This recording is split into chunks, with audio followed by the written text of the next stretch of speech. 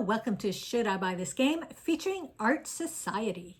My name is Christine, and in this video I will give a brief description on how the game is played and then share a few things I may like or dislike about the game to help you decide if you want to add Art Society to your collection. You are an art connoisseur trying to impress your peers by putting together the most fashionable art collection of them all. I want to start by showing you the Art Society box. This is where it houses all your works of art. And so whoever has the gavel, the first player or the going, gets to choose the art that's going to end up in the auction. And you choose it from the box, and when you're putting it all away, it stays in the box like this. So you have every size from these really big art pieces down to these eeny-weeny tiny pieces. And it's up to that person to decide what size pieces. You're choosing the number of players plus one piece to put out into the auction. And it all comes from the box. So later when I'm pulling pieces, this is where it's coming from. And just so you can see, there's many different sizes and orientations you can choose from.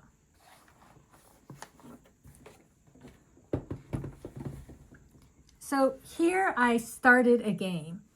And the goal is we are filling up our little wall of galleries, and we have a few rules to follow. The one comes down to the symbols. You can't have the two symbols side by side. You can have them kitty corner like this, but this green couldn't overlap an edge of that green.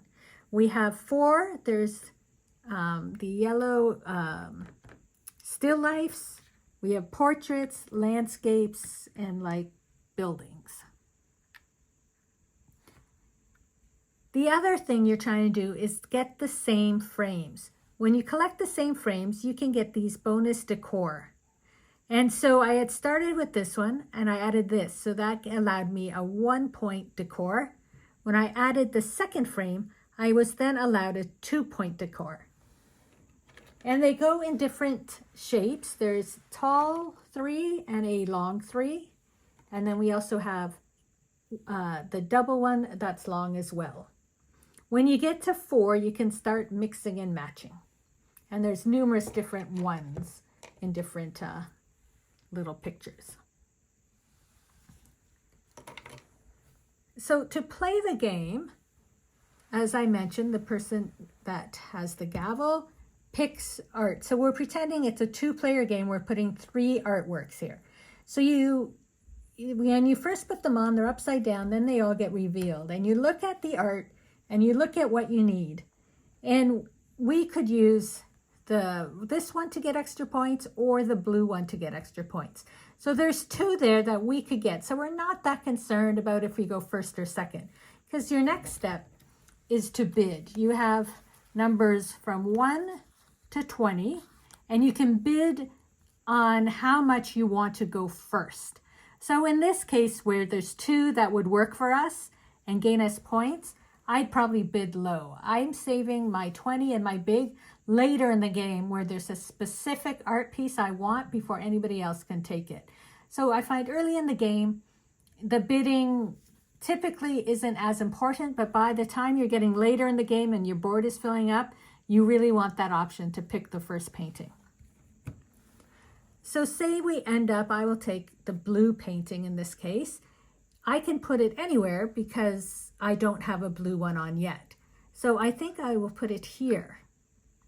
Now, because I've added that, I now have 1, 2, 3 paintings with the same frame. I can come over, get myself a clock, and it fills in the shape there. So if you can get these bonuses, and then at the end, they are worth how many little shields are on them, they're worth points. So say I took that painting, and then the other player may have taken this painting. You have 1 painting left, and that now goes to the main museum. On the back of the painting is a number. So it's a portrait, which is red, with the number 5. So it would go into the red zone, and our portrait would move up 5 places. 1, 2, 3, 4, 5. The portraits are now in first place in terms of prestige. This is the prestige ranking. And at the end of the game, whatever is first, all those paintings would get 5 points. Second would get 4, third would get 3, and the least prestigious painting would get 2. So as the game goes, these are moving all around because it's all based on the paintings that you do not want. So you have no idea until late in the game which paintings are going to be worth the most points. So with that in mind, when you're choosing your paintings, you want to get a variety of paintings onto your board. So at the end, you are getting points. Here we have what's called the eye line. And any paintings that are in this zone that were the number 1 prestigious paintings get an additional 3 points. But again, not knowing what painting that's going to be, you want to be able to have a variety of paintings within the eye line. So I'm just going to bring out a few more paintings to give you some idea. That's a 7 and a 6 and a 7, but in a different orientation. So when we look here, we could really use this painting or this painting. And again, because there's 2 with the frame we want, we're not too concerned. So say they take this blue one, because it was the similar frame to their last one. And we're going to take the red one this time. I can put the red one here. I now have 1, 2, 3, 4 touching, which allows me to get 2 different things. So I'm going to get a 3 and a 1. I can put the 1 there to fill in that space, and I can put the 3 down here. Our goal also is to cover all the corners. If you have a corner left open, it is -2. So you want to be able to cover those before the end of the game. So now this is left over. It's a 7 and it's a yellow.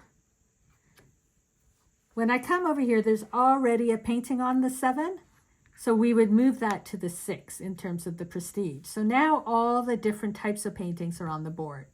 And it will continue like that till the end of the game. Now, one other thing is if you had a painting and you couldn't place it at the moment, but you really wanted it, you have an assistant here who will hold one of your paintings for you. And so you can hold on until maybe you needed to get something else there or in its place, or you had a place you wanted to put it. And then in another turn, you can then place that when you're ready to place it. But your assistant will hold one painting for you. The other thing you can do sometimes is if you have this painting and it's the still life yellow, and the shape doesn't work for you, you can exchange it for the painting in the museum of the same shape. And even if it's a different number on the back, you wouldn't change the number in the prestige. And then you could use this painting in your board later on a turn. And here I have the 4 paintings, but they're all different symbols. So that gives you an overview on how Art Society is played. So overall, we really like playing this game. We find that it's quite easy to teach. We've taught it to our daughter and she got the hang of it really quickly. We've played it with 2 and 3 people. We really love the art. We love the play on like popular paintings, but they've changed them up a bit. And we really like the addition of the decor pieces, because if you've ever played games like this, you always have holes left over. And so being able to fill in those holes with the decor pieces, we like that addition to the game. The other thing we like is the prestige. That each game it's going to be different of which painting is going to be the most popular, because really the most popular paintings are the paintings you didn't want. So it's sort of this weird thing of which painting do I keep, which painting do I send to the museum, which will then later be worth more points. So you're always looking at what's in the museum versus what's on your board.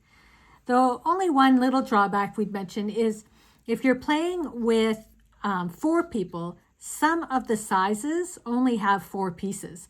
So you'll be limited to some of those larger sizes. When it gets down, there's a lot more of the tiny pieces, but when you're with a larger player count, you have less pieces to choose from. So that would be our only sort of negative thing about the game. But otherwise, it's really fun. And no matter if you're just starting gaming or if you've played many board games, I think everybody would get some enjoyment from this game. So let me know in the comments if you have played Art Society and what you think of the game.